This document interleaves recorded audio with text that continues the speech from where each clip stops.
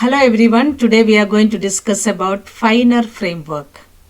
Is this useful for formulating systematic review questions? So what is this FINER framework? F stands for feasibility, I interesting, N novelty, E ethical, and R relevant. So this criteria is useful to evaluate research questions for practical considerations. There are many other frameworks available, but this is specifically useful for practical considerations. It is therefore important to ensure that the question is well designed and rigorously crafted. Otherwise, errors made at this stage will impact all other stages. And applying the FINER criteria also help to prevent wasted time and effort, investing fully in the creation of rigorous research questions. And this criteria can be also used to critically appraise your research questions. So let us get the details. So FINER, the first letter F stands for feasibility.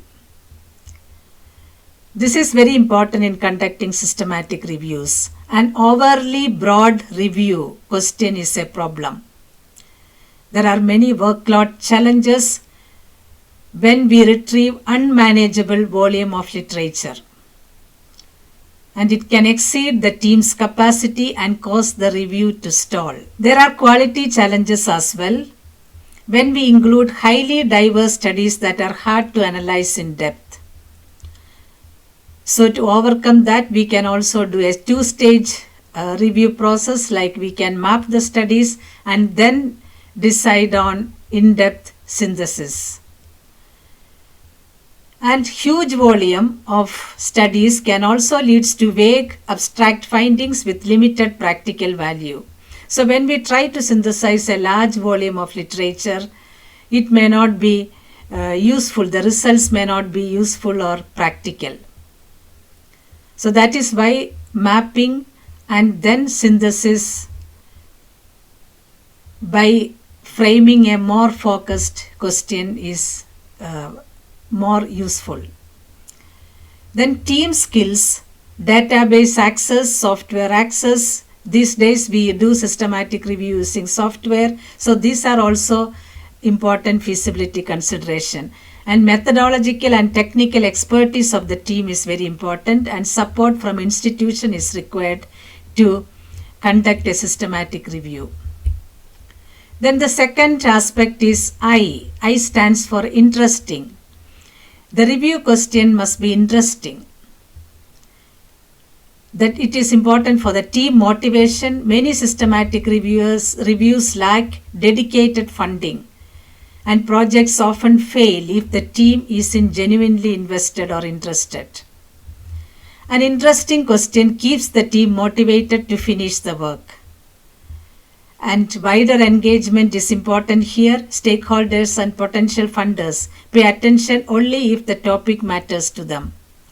A compelling question increases the review's visibility and impact. So the topic essentially needs to be interesting. The third criteria is novelty. A novel question should add new knowledge to the field or improve the methodology. It aims to address gaps, not replicate existing reviews. So you need to conduct scoping searches to identify existing evidence so that you are not replicating. And you also need to check Prospero and other databases to see the registration of ongoing reviews. These steps help avoid overlap and reduce research waste, and it ensures the review is well positioned within the wider research context. Now the fourth aspect is very important, that is the ethical consideration. All research, including systematic reviews, must meet high ethical standards. Institutional review board or ethics committee approval is required, though it is not widely practiced in the context of systematic reviews, but this is very important. Consider equity characteristics as relevant to the review question, and carefully examine who is included and who is excluded from the studies in a systematic review. Review time and resources are limited, so questions should address issues that matter and can make a difference. The last point is about the relevance. Review questions must be clearly articulated and aligned with decision makers and policy makers' needs. Stakeholder involvement is essential to ensure the question is relevant and meaningful. Consider relevance to specific local context when implementing review findings. Review authors must balance context-specific needs with broader applicability. Relevance should be considered alongside equity, diversity, and inclusion principles. So these are the references I used to make this video. Hope this video is useful. Thank you.